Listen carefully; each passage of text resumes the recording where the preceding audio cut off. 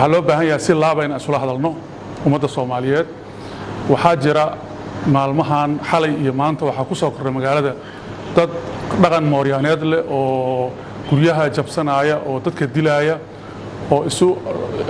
aad moodo inay ku soo hoos gambadeen waxyaabihii maalmahan jiray marka xagga madaxda ah waxa baabulaya waxaan rabnaa inay ogaadaan in ay u naqa karaan gabaad dad aan ayagu aysan maamulin oo aysan ogeyn oo ka tirsanayn oo discipliin iyo sharci nidaam lahayn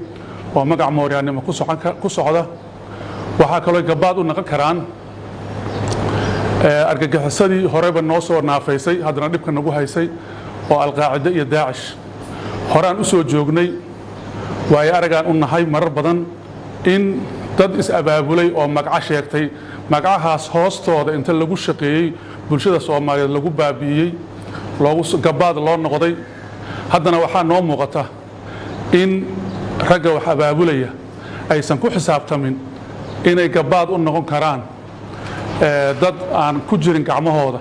oo aysan maamulin oo aysan birri wax ka maqlayn haddana ay magacooda ku socan inay inta ku soo hoos gambadaan ay bulshada wax yeeli karaan waxaa nooga sii daran oo aan rabaa inaan aad u adkeeyo in alqaacida iyo daacish oo waddanka aan ognahay dhibaatada ay ku hayaan meel kasta oo abaabul aan sharci ahayn oo midka dawladda ka baxsan lagu qabto inay gabaad u noqon doonaan ay ummaddan wax yeeli doonaan ragga hadda dhahaya dawladdan ka soo horjeednaani ay dhici karto hadhow intay ayaga gacmahooda iyo farahooda wax ka baxaan inay ayagu gadaal naga soo maraan ay dhici karto arrintaas aadaan uga digaynaa waana ku celcelinaynaa dawladduna ciidanka ay hayso iyo mas'uuliyaddeedu waa ku filan tahay inay magaalada gacanta ku qabato ha yeeshee bulshada in lagu dhex dagaalamo ayaa la diidayey waxaa loo nabadooninaayay oo bare ministerka iyo madaxweynaha iyo inta kaloo mas'uulaba ay ugu baaqayeen nabadda waxay ahayd inaan bulshada lagu dhex dagaalamin in xilligan ramadaanka ah bulshada aan la qaxin in aan dhibaata dhicin ayaa gacmaha loo laabtay laakiin waxaa hadda soo badanaya falal muujinaya in loo baahan yahay in laga hortago falalkaas yaan gabaad loo noqon dad aan discipliin lahayn oo sharci aqoonin oo aan la maamuli karin haddana aan maamulnayn in gabaad loo noqdo in aad la isaga ilaalin u baahannahay ummadda Soomaaliyeedna mar kale reer Muqdisho oo la hadlayo nabaddii ay u soo rafaadeen oo u soo dhibtoodeen si fudud yeesan gacmooda uga siibanin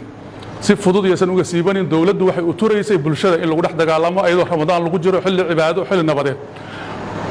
waxaa dhib ugu filnaa argagixisadaas kala dhib ugu filnaa marka laakiin waxaa soo badanaya dadkii aan ka warramayna ayaa xaafadaha ku soo badanaya inay guryaha garaacaan dadka inay qaxiyaan inay dhahaan laga guuro meesha in ay dadkii guryahooda ku askeeyay inay joogaan inay dhibaateeyaan inay biliqaystaan inay dilaan